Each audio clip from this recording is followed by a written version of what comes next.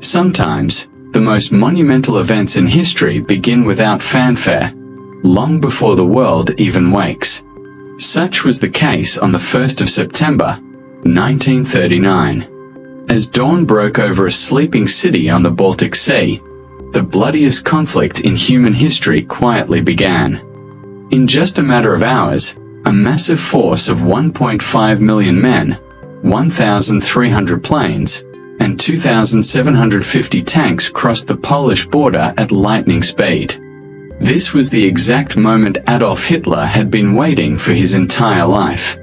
Having led the Nazi Party since 1921, he rose to power in 1933 and began openly rearming Germany in 1935.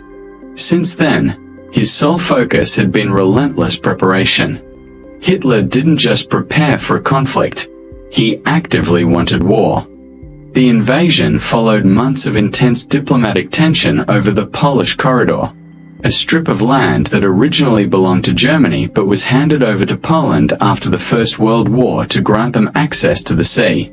Back in the 1932 elections, Germany was deeply divided. However, by early 1933, President von Hindenburg, backed by conservative businessmen, appointed Hitler as Chancellor to run the government. By 1934, Hitler declared himself both Chancellor and President, consolidating absolute power. He successfully dismantled German democracy, transforming the nation into a ruthless, one-man dictatorship, and officially became the Führer. His first major promise as leader was to reclaim the territories Germany lost under the Treaty of Versailles. He quickly seized the Rhineland, Austria, and the Sudetenland, the German-speaking regions of Czechoslovakia. By 1938, in just 4 short years, Hitler had completely reshaped the map of Europe. Desperate to avoid another catastrophic war, Britain and France repeatedly gave in to his expansions. At the Munich Conference in 1938, British Prime Minister Neville Chamberlain and the French government made a deal with Hitler, effectively dismantling an entire country just to keep him satisfied. But when Hitler finally turned his eyes toward Poland, the West was forced to take a stand. The Polish people had already endured centuries of foreign oppression. Although the country regained its independence through the Versailles Treaty, its new borders included 20,000 square miles of former German territory. Poland's tragic fate, however, was not sealed by the Nazis alone. The communists of Soviet Russia, led by their all-powerful master Joseph Stalin, also saw a golden opportunity. In August 1939, just 1 week before the invasion, Stalin shocked the world by signing a non-aggression pact with Adolf Hitler. The revelation of this Molotov-Ribbentrop Pact caused absolute mayhem in Western capitals. For the previous 5 years, these two rival dictatorships had openly despised each other, trading vicious insults in the media as ultimate ideological enemies. Yet suddenly, relations thawed, and Nazi Foreign Minister Ribbentrop was flying to Moscow. By signing this pact, Stalin made the outbreak of World War II virtually inevitable.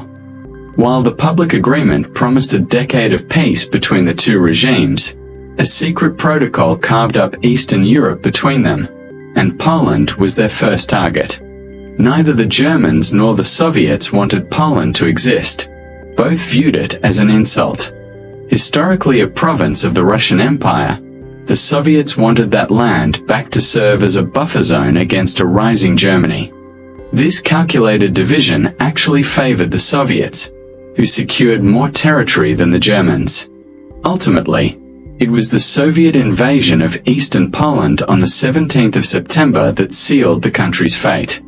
Yet, as Poland burned and her enemies celebrated, one city refused to back down: Warsaw. Despite weeks of brutal assault, the capital held on. Surviving Polish troops rushed to the city, where 300,000 soldiers and civilians stood their ground. To crush this stubborn resistance, Hermann Göring ordered the largest air raid the world had ever seen. With zero regard for civilian life, Nazi planes rained thousands of pounds of high explosives and incendiary bombs, reducing Warsaw to absolute rubble and forcing an inevitable surrender.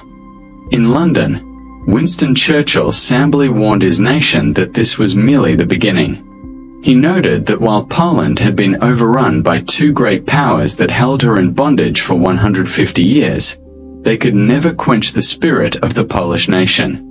The heroic defense of Warsaw proved that the soul of Poland was indestructible. By that night, Great Britain and France had been at war with Nazi Germany for a month, and the British government gave directives to prepare for a conflict lasting at least 3 years. Amidst the darkness, Churchill received a glimmer of hope. Weeks earlier, US President Franklin D. Roosevelt had sent him a private note congratulating him on his new role in the War Cabinet, opening a secret line of communication. The moment Germany invaded Poland, Roosevelt knew this war would be massive in scope and realized the United States would eventually need to intervene.